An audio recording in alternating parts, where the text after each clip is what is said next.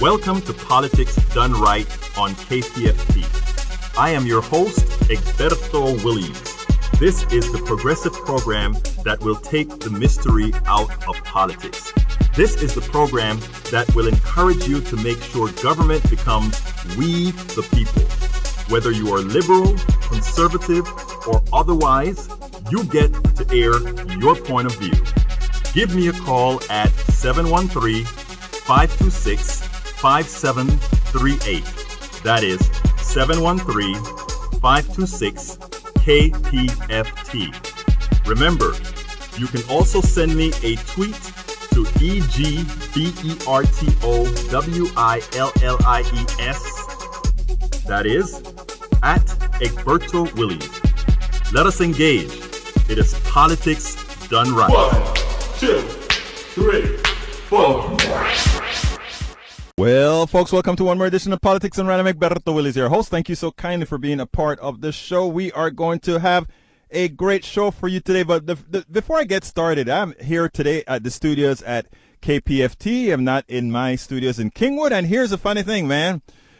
These guys out here, what I call the young bucks out here, the new leaders of KPFT, look at what they've done to our studio. The design, the change in cloth, the change in just about everything looks great. Folks, your contributions are making us a better place, I can tell you that.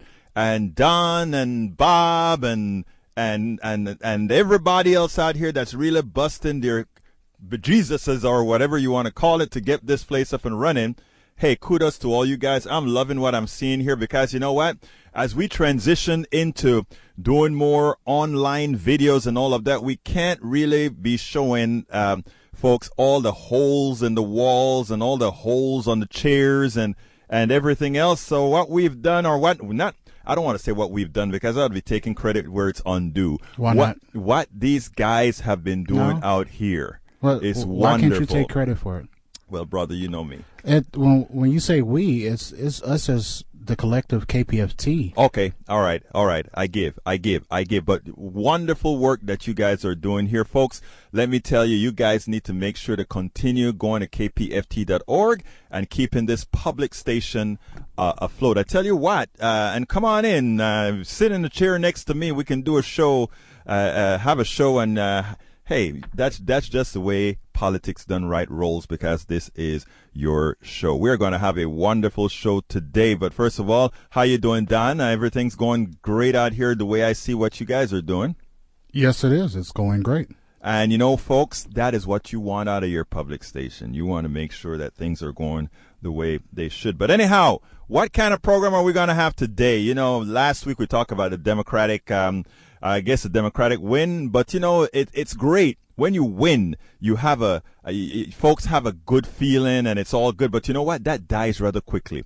I don't know if you guys remember when President Obama got elected and everybody was happy and then OFA, that OFA kind of went away, went silent.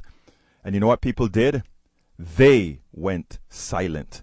And the worst thing you can do to any politician, and a politician themselves will tell you that, the worst thing you can do after they've won is to go silent. And you know why you never go silent? Because there's always somebody else there putting something in their heads. There's always somebody else there telling them what they want them to do. And generally speaking, those people that are always engaged don't ever believe that they are there for the middle class. Don't ever believe that they are there for the poor. Don't ever believe they are there for those who really need. So after winning, your job has just begun. After winning, always remember that, my brothers and my sisters. After you've won an election, your job has just begun. After losing an election, you have a hell of a lot more to do. So we have to keep that in the back of our heads, that feel the euphoria. Feel that many of you have felt that you got a job accomplished. My thoughts to you, it's not done yet. Welcome aboard Michael Rudnin, Michael Dean Newton, Daniel Ledoux, Jana Lednick, Ashley Miller, Kathleen Morgan.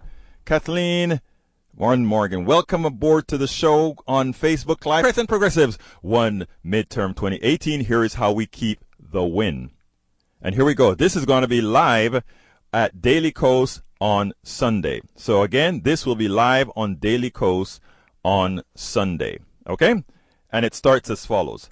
Democrats always seem to be on the defensive when running. Again, remember what I said before. For some reason, Democrats always seem to be on the defensive. They always attempt to run to a false center. And I want to repeat that very well. They try to run to a false center, something that I tell people all of the times. People either want Republicans, meaning what they believe are conservative values, or they want Democrats, what they think is progressive values. They don't want anything in between. There is this sort of a middle that everybody's always looking for. Folks, there's no middle. I have to explain that, but there's no middle. You either like people to have certain things or you don't. Now, what folks may call middle is really something known as compromising. Compromising has nothing to do with the middle. Compromising means I will give you this if you go ahead and allow, and I'll take that. That's a compromise. People don't want the middle. People want to get the best deal that they can. The middle is just a way of saying, let's get what somebody else wants. Don't forget that. They always attempt to run to a false center, a Republican light stance. Progressives won this round because most were unapologetically progressive, if not in words, in policies. Remember that. They were unapologetically progressive. Beto O'Rourke came closer than anyone, including Bill White, the former centrist mayor of Houston, by being an abashed progressive even when campaigning in the reddest Texas districts. Stacey Abrams could take her race to a runoff even with head hurricane of voter suppression. Notice I didn't say headwinds. I said head hurricane of voter suppression. The same applies to Andrew Gillum, John Culberson, Republican of Texas, as well as Pete Sessions, Republican of Texas. Two influential Republicans succumbed to candidates who never ran to the mythical center. So you see, progressives, given their stance, wins. Okay? Now, these progressive Democratic winners combed and nurtured their districts, explaining the policies they stood for and why it was best for their constituents. Beto O'Rourke even took on criminal justice as he defended the NFL players' right and reasons for kneeling in one of the most eloquent and historically accurate interpretations of the reality of people of color. We know many run away from the topic for fear of losing the white vote, not realizing they likely lose more elections to apathy than to white racism. Interestingly, Donald Trump recently came out in support of sentencing reform. MSNBC reported the following. President Donald Trump pledged his support for a major overhaul of sentencing laws and prisoner reentry programs at the White House on Wednesday. That's yesterday. Trump's backing for the package, which is still being drafted in the Senate, has been seen as a key factor in providing political cover for Republicans and Democrats to vote for an overhaul that would diminish criminal penalties for some offenders and make it easier for former inmates to find work. Trump framed a planned reduction in certain mandatory minimum sentences for drug offenses and other proposed sentencing provisions as a bid to fix President Bill Clinton's 1994 anti-crime law. It's rolled back some of the provisions of the Clinton crime law that disproportionately harmed the African American communities, Trump said at the White House. So you see, the triangulation has begun. Notice Trump's triangulation as he made it clear that the former crime bill was on President Clinton's watch. In other words, a lot of them people in jail right now, the legislation that put them in jail was signed by Brother Clinton. It was responsible for locking up a lot of people of color, specifically black men. As the 2020 presidential campaigns one can expect Trump to send signals on legislations and narratives with an expectation to peel off a few votes here and there for constituencies that are generally hostile to him. Supposedly, progressive paid analysts have been leading the Democratic Party off a cliff for decades. Imagine how much more effective investing the dollars spent on those failed high-price analysts if they had been spent with the grassroots neighborhood by neighborhood. Going forward, Democrats should invest in local grassroots efforts that supplement activists who know and understand their area. Democrats and progressives must keep their base primed to prevent disingenuous shenanigans and triangulations like the former from potentially carving segments of our constituencies. Trump is effective at doing just enough. Conventional wisdom has it that his play on going full-blown racist interspaced with lies, read invading caravan of brown people and a 10% middle-class tax cut that was a lie as well, was unsuccessful. Anecdotally, many contacts with families in rural and low-information communities throughout the nations have expressed to me that the message resonated and sent many more people to the poll that would otherwise go. That was clear both in Texas and Florida, and probably instrumental in Beto O'Rourke's loss and potentially others. In other words, Trump could not stop the blue wave, but he likely stopped the tsunami. So, I want to stop right there for a second from the blog of the week. What I'm trying to say there is as follows. Trump couldn't stop what was happening. The vast majority of the country, good people, all that good stuff, but there's a portion of this country that is scary. His supporters, they think somebody's out to get them. They're scared of those foreigners. They're scared of those brown people. They're scared of a whole lot. Not all these people are bad folk, but some of them are scared to death because people have made them think that these others are coming for them. Okay? I'm not trying to deny racism or anything like that. I'm not naive. But what I'm trying to say is let's look at the politics. You know, a lot of times we allow racism and all the isms to cloud effective politics. The truth of the matter is I really don't care about a lot of the other stuff. What ultimately solve problems is getting the politics right. I always tell people I can't legislate your heart, but I can legislate policy. So I can't ask you to love me, but I can make sure that your hate for me doesn't have a material effect on my personal economy. That is where we have to get smart, people. We have to get smart in these areas. Don't let all the isms that these other guys bring to you externally affect what we actually must do, the things that really matter. Policies affect you. Somebody's love does not. Of course, of your family, I'm not talking about, but you know what I'm talking about. Anyhow, continuing.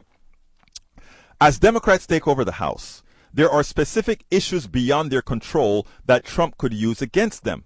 Democrats must assume that both a stock market and an economic collapse are imminent. And you hear what I said? A stock market collapse and an economic collapse are imminent. They can try to hold it and patch it and all of that for a while, but the irresponsibility of a full-fledged Republican government has pretty much destroyed the inner workings of the economy. What we are looking at in this economy right now, folks, is a facade. It's like having a sore covered with a nice, mellow piece of skin. Have you ever had a sore covered with skin? The skin grew perfectly over it, but underneath that sore is pus and all the bad stuff. That is what we have in the American economy right now. The American economy is not the success it is touted to be. The American economy is holding on by a thread. And those business people that you respect, that many respect, they know it. They know it. But they won't do anything about it because after a crash, they know that the middle class is going to be there to bail them out. As usual. And we will feel the pain. We will have to pay more to go to college. We are going to have to pay more for product. We are going to have to pay more in the lack of employment. We have to remember that. Continuing, they should explain that policies enacted by Trump, specifically the tax cut scam that ballooned the deficit and the debt and the tariffs, lay a foundation for the collapse. They have to make the case before it happens that the policies that preceded their entrance into the House are the policies that are going to cause the collapse. But I don't hear them talking about that. They need to, because it's going to occur. It may not occur in the next year or two, but it could occur in the next year or two. And to put it bluntly, the business community may exacerbate it to occur if they believe they can make political hay out of it. So, the economy is on borrowed time with a sugar high. As Texas Senator Lloyd Bentsen once said, a blank check can give anyone the semblance of prosperity. As the economy and stock market begins to fail, Trump's narrative will be the economy was doing fine until Democrats got elected. That is going to be it, brothers and sisters. That is going to be it. Remember that. Continuing. Democrats must remain on the attack. They must stop fighting from a defensive posture against our child president. They must stop seeking a false center to appease voters that have no desire for the light version of what they want. Americans' values are with us. American values are with progressives. You ask Americans what they want, and ultimately what they want are progressive values. It is on us to make them believe that we can take them there. You do that by being bold with ideas and not filtering through some false center. If we give Americans choices, they will come out to vote. We won in 2018. As the GOP learned in 2012 after their 2010 Obama shellacking, there is no guarantee of consecutive waves or wins. In other words, not because you won big in 2018 does it mean in 2020 you have a chance of winning. Republicans learned that very well after beating the crap out of Obama in 2010, and then here came 2012. So folks, it is imperative that you understand those particular issues, my brothers and sisters. It's imperative that you understand those issues so badly. Anyhow, folks, do you know what the telephone number is? The telephone number is 713-526-5738. Again, that number is 713-526-5738. I would love to hear from you guys, and let me hear if you believe or what you believe, your thoughts about the election, your thoughts about going forward, your thoughts about what Democrats must do. All your thoughts. 713-526-5738. Let's go to Línea número uno. And folks, we have a lot of lines open, so I went kind of long on that one, so let's get busy with the line. 713-526-5738. Come on in. Scott, let's go. How are you doing today, my brother? Thank you. Well, I'm going to something local. Yes. In Harris County, we elected some judges who were married. Yes. Yes, I think you know what I mean. Yes. Marriage equality. Yes, sir. Yes, and I believe my role is giving a little publicity. You know, I haven't checked on which ones aren't married. I think I know better which ones are openly gay. Mm-hmm. But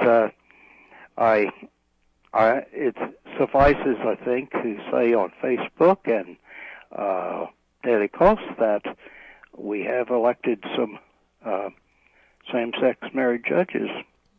That's a good thing, right? Yeah, and of course I'm primarily at this point trying to reinforce support among liberals. Keep reminding them that this is an important cause. It's part of having a more pluralistic and tolerant country, and there is a constituency that still believes they can reverse it. Well, you know why they believe that? Because they could, and if Americans don't vote. Oh, yes. Well, we voted out a bunch of Republican judges, and I doubt whether, very few of them would perform any marriages at all if they have to perform same-sex marriages. In fact, 2 Republican judges lost primaries this year because they apparently had performed marriages. Yeah, but you know what? I tell you something. The country is changing faster than the politicians are. By the way, folks, we have lines wide open, 713-526-5738. Again, that number is 713-526-5738. All lines are open. Except we probably now have a 5-4 majority on the Supreme Court that is against marriage equality, and the Texas Constitution has an added article defining marriage as a union of one man and one woman, and that would be very difficult to get rid of. In fact, Oregon and California have these articles in their constitution. So if the U.S. Supreme Court reverses Obergefell, there is going to be a difficult situation in California and Oregon, although I think we could probably win elections there. Yeah, I mean, if the Supreme Court goes ahead and overrules that, what they would be doing is going against precedents. And if the Supreme Court starts doing that, meaning, and that is recent precedent. So, I mean, if the Supreme Court really start doing these types of reversals, exactly something that I spoke about before is something that should come into play. And what I'm talking about is as follows. I said a few iterations ago that what I thought was that the progressives need not only win in Congress and Senate, but they need to win in Congress, Senate with supermajorities, as well as win the presidency. And why did I say that? Okay. Because at that point, when we start to see the judiciary, the Supreme Court starting to act as a political body as opposed to an interpretive body for the Constitution. And folks, we still have calls waiting lines completely open, 713-526-5738. Right now, we only have Scott here on the line, so you'll get through right after Scott. 713-526-5738. Here's it, Scott. But conservatives for the last 50 years have been saying that we liberals want the Supreme Court to make law instead of just following Constitution. Right. They have an army of people who can say that. Here's the deal. That has never been the case. I mean, they try to say that the laws were made with Roe versus Wade because they said how do you make the law that they used to protect a woman was the privacy law. How do you make privacy protect a woman from an abortion? Well, I mean that's pretty darn easy, right? It's her own darn business. It could be inferred from the Fourth Amendment. Of course. And then there are other laws that So you've never seen law writing or the attempt to change law on the progressive side. And to put it bluntly, if you look at some of the writings of Antonin Scalia, he makes it clear how, because of that is the case, and he made that clear with gay marriage, how it was going to come to pass because they don't make law, and given their interpretation of the Constitution, why the natural thing was in fact that same-sex marriage was going to be allowed. Equal protection. So I mean, it goes without saying, right, folks? 713-526-5738. Look, I have Okay, well, thank you. Thank you so kindly for calling, Scott. All lines are open now. And look, folks, I have a whole lot that I can talk about, and which I'll talk about. But if you want to call in and give some information, or rather ask some questions or put out what you want to say, please feel free to give a call at 713-526-5738. I think this is the first time that I haven't had all my buttons completely all lit up. I don't know what's going on here. But anyhow, let's see. Let me run to see what people are saying on Facebook Live. We have Daniel Ladeau. That is an exchange, a compromise where each side gives up something to come to an agreement. You're right. That is an exchange. It's not a coming to the center. And what a whole lot of Democrats like to do is they like to run folks from the center, assuming that they can attract Republicans. What I tell them all the time is that if somebody wants Republican policies, they don't want Republican light policies. They either want Republican policies or they want something else. They're just not going to go for anything. Let me get to Matthew. Matthew, you are on. Come on in. Hey, Humberto, I was really excited about this First Step Act. that the president's supporting. Yes, sir. Is this only for federal? Well, that's the only. Yes, that's the only jurisdiction the president has. Every state, separation of states. You know, I mean, states have to do their own laws. Now, there's some. Specifically, let me qualify that, right? Technically speaking, Congress could make laws that supersede certain state laws. That's just the way it is, right? And that I forgot what's the clause in the Constitution that allows that.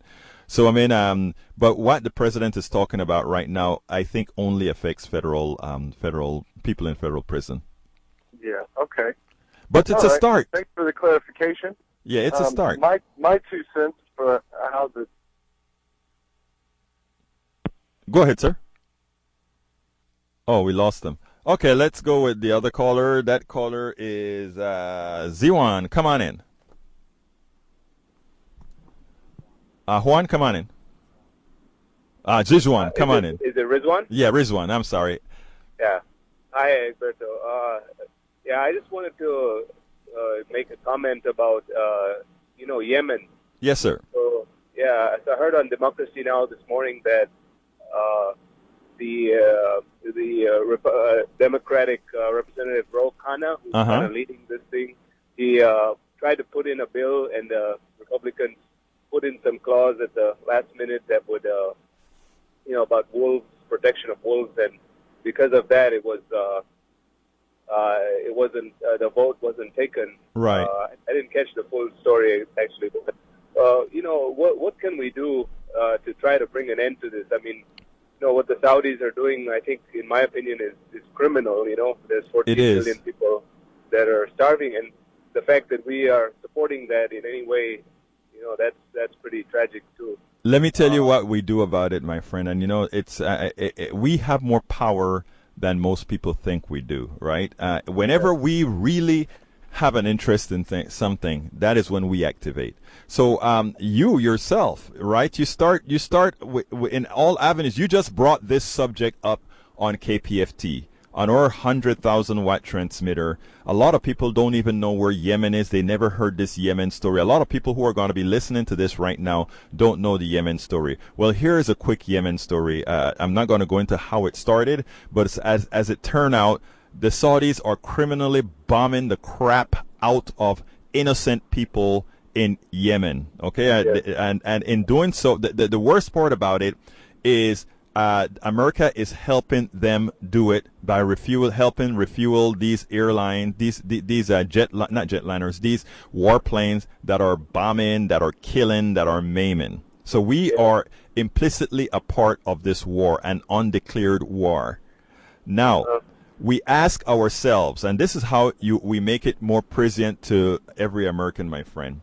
Here's the deal. We ask ourselves many times, why do they hate us? Why do the terrorists come over here for revenge? For what purpose?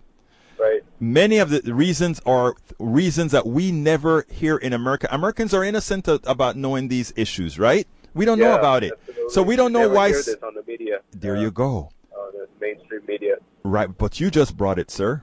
You just brought it. So you've just enlightened a whole lot of people that now should be calling their congressperson and saying, hey, we want out of helping Saudi Arabia kill those people. And in fact, we want sanctions on Saudi Arabia for doing what they're doing. In fact, for that very reason, that the last article he wrote was critical of the bombing of Yemen. Yes. And because of that, look what went down. He got killed. Still in, yes. Ignorance. Most of us are still in ignorance about this thing. So. But you know what? We are in ignorance because we don't have a mainstream media that is educating folks as they should. In other words, the mainstream media you would think would be telling all these stories. They tell it in a 5 or 2-minute segment on a 30-minute segment news program with a world that a whole lot of stuff is happening. But that is why you have the KPFTs that are going to bring this type of story out, and the other independent news organizations that do this. So, look, you just did your part, so congratulations. You just got that on air as well, Rizwan. Okay? Yeah, I wish I could do more. I guess I should start by writing to Congress people and I don't know how to Yeah, raise awareness. and let me tell you what else you do. If you're on Facebook or any of these other platforms, there are memes already out there for this stuff. Give it traction. Give it traction. And eventually it gets critical mass, and then they have to do something about it. Yeah. Okay. Thank you for your suggestion. Thank you so kindly for calling, my friend. You have a good one, okay? All right. You too. All right, folks, the telephone number is 713-526-5738. Again, that number is 713-526-5738. We have open lines. Michelle, come on in. Hi, thank you for taking my call. Yes, ma'am. I just have a question about this uptake in violence of white nationalists and if there's anything that's being done about that or if that's being tracked. I understand that they say that it cannot be tracked, some of the hate crimes, and some of them aren't being listed as hate crimes. And so I just have a major concern in regards to safety. And it seems like you're not safe anywhere, in the grocery store and your religious place of worship. So that's my question. Yeah, let me tell you something that's interesting, right? This isn't new, right? Let me tell you, and this is how bad things are with how information is disseminated around this country, and why again I am always preaching independent media. Long during the Obama administration, they were talking about terrorism, and they were asking about there is a paper that came out in Congress, or the Justice Department, I think, is the one who released the paper, that said our number one terrorism scare or fear or concern is domestic terrorism, and specifically from the white nationalist groups. This is more than 5 years ago, okay, that this came out. When Obama released that report to the news media, the right wing went berserk, and they just went berserk. The paper stayed active for a while, and it stayed in the news for a little while, and then it disappeared. If you take a look at all the mass shootings and mass killings in this country over the last several years, that's who've been committing them. I mean, they'll describe them as a crazy person or somebody with mental illness. What they don't add to that is these people with mental illness have been on these sites. These white national. Oh, did we lose her? We're having a little bit of technical problems, so I'm sorry that we lost you. But you can always call back at 713-526-5738. But here is the deal. With all these incidents that occur, they've been occurring all along. The problem is how they're described, and that is what's so disconcerting about the type of news media that we have. You know, I mean, you think about it. Whenever you have some of these folks commit these crimes, they attempt to humanize these crimes. Oh, it's somebody that's mentally ill, somebody that has this issue, or somebody that has that issue. The truth of the matter is, Americans are no crazier than, and I hate to use the word crazy, so forgive me anybody who, that I said that wrong, but America doesn't have any more mental illnesses than anybody else throughout the world, but we sure have a whole lot of these killings. And, we know why, right? And we know how to solve the problem. Australia showed us how to solve the problem, but we never, ever do. We never, ever do, in as much as we have all the answers. Folks, are the phones back up running yet, or can we? Okay, you can call back again, folks. Yeah. Oh, I thought they were 713. So what happened with that line? Yes. Okay, I got that. 713-526-5738 is the number, folks. 713-526-5738. Okay, we have another call on the line coming in. Let me go ahead and bring that online when you get a chance, my dear friend. But folks, so this is a problem that has been known for a very, very long time. Okay, Kobe, come on in, Kobe. Hey, I just wanted to add my 2 cents to the whole Second Amendment issue. Yes. And, everybody thinks that the Second Amendment means that anybody and everybody should be able to own a gun. And I think that, if I need a license to buy a car or to drive a car, and then after I purchase a car, I have to register it. And Yes. people know if I get into an accident and it's my car and I'm on camera, it's a good chance that it was me driving it. Right. So I don't see why we don't do the same thing with guns, where you have to know how to use a gun before you can even buy it.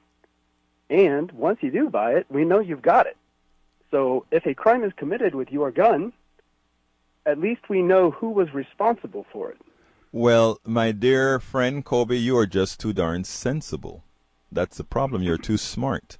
That makes a lot of sense, and not only does that make a sense, that doesn't infringe on anybody's right to have a gun and defend themselves. It's just saying, if you want to have a gun, but I take it a step further, and that is we ask people to have insurance for their cars in case they hurt somebody, maim somebody, kill somebody, destroy property, so that that other side remains whole. We should have the same thing with guns. If you're going to have a gun, you should probably have an insurance policy assigned to that gun as well, right? I mean, just think about it. I mean, a car can kill, and that's the reason why we do those things, and a gun often kills. So it's the reason we do it. Don't you agree? Yes. And, I am a gun owner. Great. I own a few handguns, and I own an AR-15. There you go.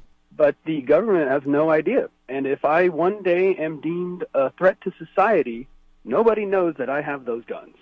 See what I'm talking about? Now, you have an AR-15, a gun that I hate, but you have one. And the interesting thing about it is you sound like a responsible person. You don't intend to, you would have no problem if you had to register those two legal guns. Is that correct? I have no problem doing that. And I think the truth of the matter is, here's a kicker. Most Americans believe what you just said. We've done polls on it, and most Americans believe that. Unfortunately, our politicians don't necessarily follow what we tell them to do unless they know and realize that we're going to vote them out. And with the NRA, they know that anybody who votes against the people to support the NRA is going to do their uttermost best to ensure that they don't lose. We have to change that paradigm, and only folks like you can do that. So I'm waiting for you to put videos out there on YouTube and Instagram and social media saying, I own an AR-15. I want to be regulated. I'm waiting for a lot of folks like you to do that, my friend. Okay, maybe I'll get on that. Thanks. And, you can actually make a difference. You want to see a difference? Every single American citizen, we can make a difference, and we have the tools to do it right now. Thank you so kindly for calling, Kobe. All right, have a good day. You too now. Okay, let's go to Matthew. Come on in, Matthew. Hey, so you mentioned learning a lesson from Australia and the guns. Yes. Do you think we could learn this lesson from Portugal with our tyrannical approach to our mental health issue? I mean, we treat mental health and drug abuse with such force. And Portugal solved that problem. Yes, they did. And if we reinvest that money in the mental health of our citizens, we'll see a quality of our life increase. And then the Democrats, they can legalize marijuana, and we could see an economic boost. Yes. And that's one way, I think. I just was curious about your opinion. Thank you very much for the call, my friend. Okay, absolutely so. Let me tell you, Portugal, they don't treat drug abuse as a crime. They treat it as an illness. And I mean, that is the way it should be treated, right? And the reason why is what benefit, government should always show with their actions a benefit to society. Locking up somebody with a drug problem doesn't solve the drug problem. Locking up somebody with a drug problem doesn't help the family. Locking up somebody with a drug problem is a punitive act. But that, while that punitive act may make somebody feel good, well, you shouldn't be doing drugs. I tell you something, right now marijuana is illegal in many places, right? But, I've never seen anybody die from marijuana, but I've seen a hell of a lot of people die from alcohol. But somehow we give alcohol better treatment than we give drugs. We have places that alcoholics can go and they can get their deferred adjudication and all these kinds of things that are made preferential for alcohol drinkers. But for those people who are stoners, they go ahead and they like to smoke their grass every so often. And look, I'm talking about this from a neutral standpoint. I rarely ever drink, and I don't do any kind of drugs. But you know what? I don't think that's any virtue of mine at all. because I don't have a problem with people doing drugs and drinking. I mean, I have no problem. My vices are other things. That may be somebody's vice. I have my own vices as well. But what I am saying, it is imperative that we change the modal. It's important that we do exactly what you said, and Portugal is a good example for us to look at. Okay, let's go to Senor John, and we still have lines open, 713-526-5738. John, come on in. Hey, Egberto. Talk to me, my friend. Yeah, I just want to talk about the three things. Yes, sir. First thing about the Yemen, sir. Yes, sir. I think, unfortunately, that is really a proxy war of Iran supported by Russia and Saudi Arabia being supported by America. Yes. And unfortunately, I mean, I talked to I know Muslim people over for like 35 years. Yeah. And the old people used to tell me that and this was before all the stuff that's going on right now, of course, Unfortunately, the West is getting blamed for a lot of the stuff, but a lot of the older people that came from Middle Eastern countries say that there were so many problems over there because of over 100 years of political Islam and Islamic Emirates fighting among each other. Mm-hmm. And, I don't know how they're going to stop it unless they themselves find a way to stop it. Yeah, the truth of the matter is I do believe that we should help countries solve their problems without getting involved in solving the problems. But we have a tendency not to do that. Our tendency is to get involved and try to make them solve it in a manner that we want them to solve it. Not everybody wants a liberal democracy like what we are striving to have. Some people genuinely want some other kind of political system. Exactly. And that's my situation where Iran is supporting another group over there in Yemen. Right. Saudi is supporting another group in Yemen, and they're fighting among each other. Right. And of course, like I said, Iran is supplying Iran with weapons. Right. We're supplying Saudi Arabia with weapons. There you go. It's a business. Absolutely ridiculous from both. I mean, all the parties, not just one or parties. Yes, it's a business. What's your second point, my friend? Okay, I'll talk about that white nationalism killing. Sir. Yes, sir. Let's not forget that Colorado theater, the Arizona senator shooting. Yes. And the Republican baseball game was shot by far left people too now. Okay, let me qualify that. Sure. Okay, I mean, I don't want we can go for a tit for tat, right? And say, right. Oh, this was a left winger. Look, extremists are extremists, right? This guy who went and shot up the baseball stadium. The one thing that we made sure to do is we never, ever try to find an excuse for saying, yeah, there's a reason he did that or whatever. He was just wrong. And that's how the left generally play when somebody at the left occurs. But it was only that baseball stadium. I don't know of any other incident that you can attribute to the left, however. You know what, though? I think you made a good point because I know both sides are wrong, as far as I'm concerned. Right. Because there was mass shooting. Fox want to go, it might be Islamic people. Right. CNN is, it's the far right wingers. Right. As soon as shooting going on. It's like you said, we get misinformation. Instead of nobody really trying to figure out what's really happened and then let us know what's going on, they both jump to conclusions. Right. And I guess on the third one about the guns. Yes, sir. I think the guns and bullets, they do have numbers. And, of course, they'd be tracked down if something happens. Mm-hmm. They're already, unfortunately, I think, in a way, I do understand that there's too many people going to the gun shows and people just buying off and nobody knows. In other words, there's hardly any more tracking going on. Exactly. Exactly. And that's an issue, right? I mean, tracking, we track everything else. Why not track guns as well? Yeah. And the truth of the matter is it's a health issue. Look at what happened just last week. Doctors came out with a paper to treat gunshot wounds or the gun problem here in this country as a health problem. Mm-hmm. The NRA went crazy. And they told doctors you need to stay in your own lane. Well, guess what? The doctor's lane is to patch the holes that are created from all these bullet wounds, aren't they? Right. Anyhow, only drawback on that one is what I'm always been afraid of is we more put a control on the guns is that it's gonna start going to the black market. Well, you know something, you're right about that part, and I don't know how to solve I don't know how to solve that part, but you are correct. Once we get to a certain point, it is going to get to the black market, which means we'll have to put some more effort into it. So anyhow, John, I got some other calls. Sure thing. Thank you so kindly for calling, my friend. Thank you, Bert. Bye-bye. Okay, let's go to Brian, line 2. Come on in, Brian. Yeah, why would you wish to regulate a private sale on any type of merchandise, be it vehicular, tires, plumbing parts? Why would you regulate a private sale?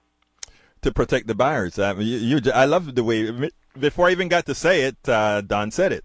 Protect the buyers. We have to, that's why we have government, to protect people. So what you're saying is you would want to regulate the private sale of a vehicle, correct? Yes. Why? Is that your fundamental right of ownership and to pass ownership to who you wish to be? Look, there are certain... Rather than the government stating, no, you cannot? Let me tell you where that comes in. This is important, very important right here. If you are going to sell a pencil to somebody else, which in general can't harm somebody else, that's fine. But if you're going to sell something like a car that has a lot of externalities, then you better say yes. Why? That car could probably have its emissions system that's not working correctly anymore, which means it pollutes the air more. That car could have... that car... Let me finish. You asked the question. I'm answering your question. I'm answering your question. I have hiccups. I'm sorry. That car could have bad brakes, and those bad brakes could get other people killed. Should I continue? You get my point. That's the reason why. How about a toilet? Yes. I'm in the market for a toilet. Well, I don't think a toilet can kill somebody. I want to go to someone who is selling a toilet. You wish to regulate that also? No, because I don't think that's going to hurt the mass, the population, the public, the then masses. Why would you? It's your interpretation on what would damage the environment as well as human life. Yes, common that sense, is right? your interpretation. No, common sense. I think common sense and facts, right? Yeah. Common sense and facts. One of your callers was pretty smart when he said that 3 of the mass shooters were far left wing. Actually, it was only one. True. It was only one. It was only one. No. Name me the 3, sir, please. No. The one that the Aurora shooter went in as, he was a registered Democrat, by the way. He went in and he was dressed like a superhero of some sort. And? The softball player, guess what he was? Sir, if you my friend, I get your point. Let me just qualify the point here, because it's simple.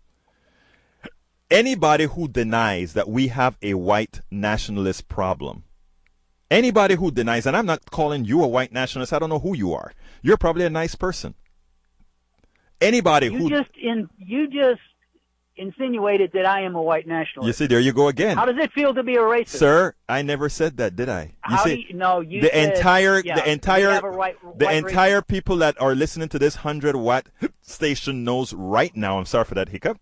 Yeah, how does it feel to be a racist? Anyway, my dear friend, everybody heard what I said. That's a good thing about it. That's why I loved being on the air. They heard what I said. So the truth of the matter is I never said that. I said what I told you, it was specific. And this is important. Anybody who doesn't know or cannot see that America has a white nationalist problem is choosing not to see it. How many white nationalists have created mass murder? How many? And how many died at Charlottesville? You don't really, sir. You don't really. I'm telling you. I'm going to ask you. I'm going to go ahead and go to the other caller because you don't really want to. You don't really want to. How does it feel to be a racist? Since you're not going to answer the question, how does it feel to be a racist? Well, because you just put nationalists into a racist category, didn't you not? What's that? Yeah. You just put all white people in. No, I didn't. No, I didn't. Yeah, you said nationalist, and now today's term that means white racist is a nationalist, correct? Well, sir, I mean... How does it feel to be a racist? You can choose to say it that way, my dear friend, but you have a wonderful day, sir. But I'm telling you one thing, okay? Don't hide behind fallacies. Don't hide behind mnemonics. We know we have a problem. Let's solve it. Okay, let's go to Gary. Come on in, Gary. Hello, Egberto. I just wanted to make an observation about marijuana and drug alcohol? All right, this guy went Sure. to the doctor. He says, Doc, I don't smoke, I don't drink, I don't gamble, I don't do drugs, and I don't carouse all night with the women. Will I live a long life? Doctor said, what for?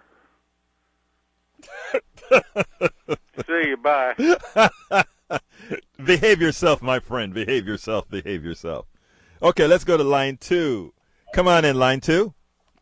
Hi, this is Bill. Bill, talk to me.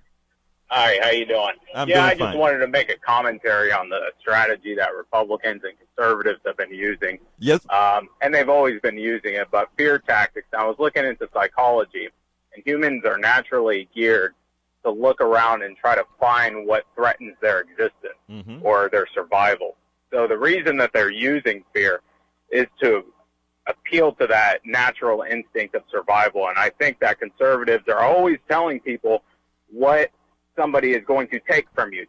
So immigrants are coming here to take something from you. Democrats are coming to take your guns. Gay people are coming to take your religious values. Everything is a take. Minorities or poor people are coming to take your taxes, take your hard-earned money. It's always a take, and that's not how the world works. It's not a zero-sum game. There's a gives and takes. It works both ways. Immigrants may take something like a type of labor, like a low-skilled labor, but they may give you something in return. So, I mean, it's not, I think they view the world in a zero-sum game kind of manner, and I think that's dangerous. And right now, I think that the Republican Party has adopted this kind of white supremacist conspiracy theory, almost fan collaborative deep state theory, because I think right now they realize that demographics are working against the Republican Party in terms of ethnic demographics, and they know that they have to double down on their white base, and they're trying to appeal to fascism, religion, to, strengthen that base. While the Democrats seem to be split between corporate Democrats and progressives. Wow. And the Democratic Party has still not addressed that fragmentation in their party, not to mention identity politics within the Democratic Party. But the Republicans, like Trump, are trying to seize upon white supremacist, nationalist kind of strategy to double down on their voting base. And I think it's working because 90% of Republicans still vote Trump. I'm out of time, Bill, but let me tell you that is some of the best commentary I've heard. So thank you so kindly for that. You're absolutely right in the statements, both on the Republican Party and the Democratic Party. I got to go. Thank you so kindly for calling this. My name is Egberto Willies. This is Politics Done Right, and I am out.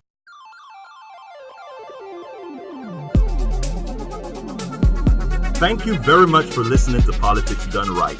I am your host, Egberto Willies. You can personally reach me by sending an email to egberto@politicsdoneright.com. Remember, Egberto is spelled E-G-B-E-R-T-O. Change starts with you. 90.1 KPFT gives you information not tainted by corporate interest. Please visit kpft.org and contribute. Let's ensure continued access to real information and news remain available to all. Again, thank you very much for listening to Politics Done Right.